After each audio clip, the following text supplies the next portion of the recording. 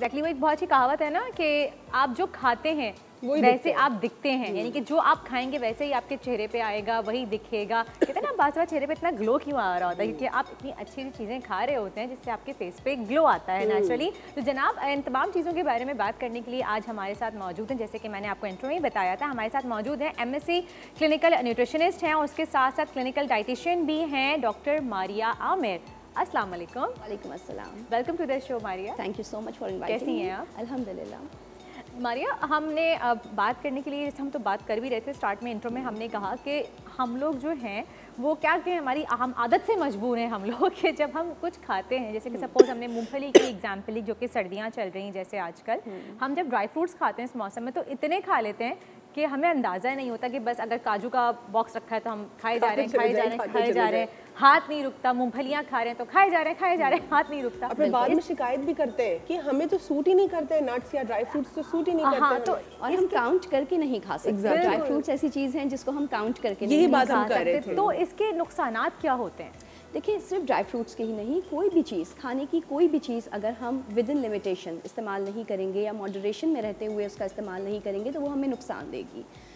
Dry fruits का excessive इस्तेमाल आपका कोलेस्ट्रॉल लेवल रेस कर सकता है, ठीक है। कोलेस्ट्रॉल लेवल्स के अलावा आपको स्टोन फॉर्मेशन भी हो सकती है अगर हम स्पेसिफिकली, क्योंकि प्रोटीन इनमें ज़्यादा होता है तो इसलिए। और आज हम स्पेसिफिकली स्टोन फॉर्मेशन की बात कर रहे हैं, रीनल स्टोन्स की बात कर रहे हैं, तो उसमें यह है कि आपने बहुत सारी चीज़ों का ख्याल रखना है डाइट में।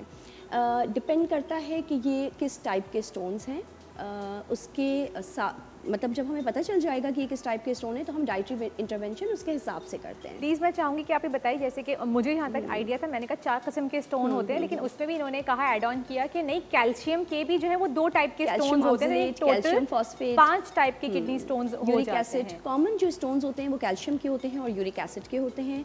इनमें फिर कुछ सिस्टीन स्टोन्स हैं, कुछ स्टोवाइट स्टोन्स हैं। ये वाले ऐसे स्टोन्स होते हैं जो इनमें से कुछ जो आपकी इनहेरिटेंस में से आते हैं आपको, और कुछ ऐसे होते हैं जो आपके यूरिनरी ट्रैक्ट इन्फेक्शंस की वजह से आपको होते हैं। अच्छा, यानी ये जो यूटीआईज होते हैं इतने खतरनाक हो सकते हैं कि that can lead to stone.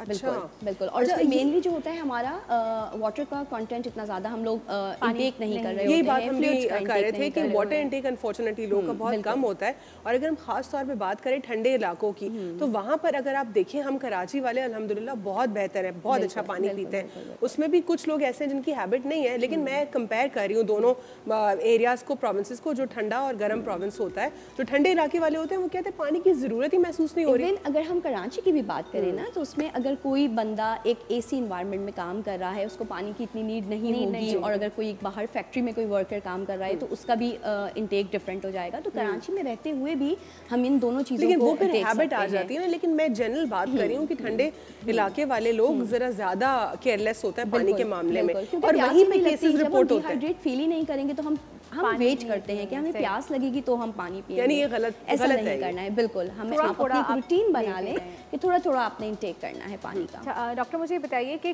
Kidney stones जो होते हैं, एक तो वो किस तरह से, किन वजूहात की बिना पे होते हैं, जिस पे हम बात कर रहे थे, उसको मैं चाहूँगी प्लीज़ आप कंटिन्यू कीजिए कि आपने जैसे कहा कि ईटिंग हैबिट्स भी जो हैं हमारी गलत होती हैं, तो प्लीज़ इस पर थोड़ा सा बताइए हमें। देखिए, देखने की ज़रूरत यह है कि किडनी स्टोन्स क्यों फॉर्म हो रहे हैं। इधर कि ये आपकी फैमिली हिस्ट्री है जिसकी वजह से आपको हो रहे हैं, वेट आपका बहुत इंपॉर्टेंट रोल प्ले करता है।